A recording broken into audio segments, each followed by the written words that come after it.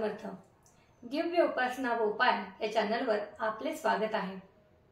आज आपण कंठ विकार दूर करण्याचे सामर्थ्य ज्या प्रभावी मंत्रात आहे तो मंत्र जाणून घेणार आहोत.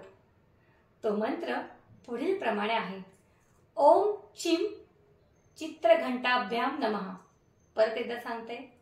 ओम चिम चित्रघंटाभ्याम नमः.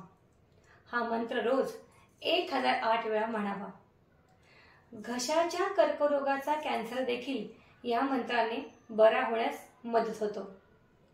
तर असेच नवनवीन दैवी तोडगे जाणून घेण्यासाठी चॅनलला सबस्क्राईब करा आणि बेल बटन दाबा.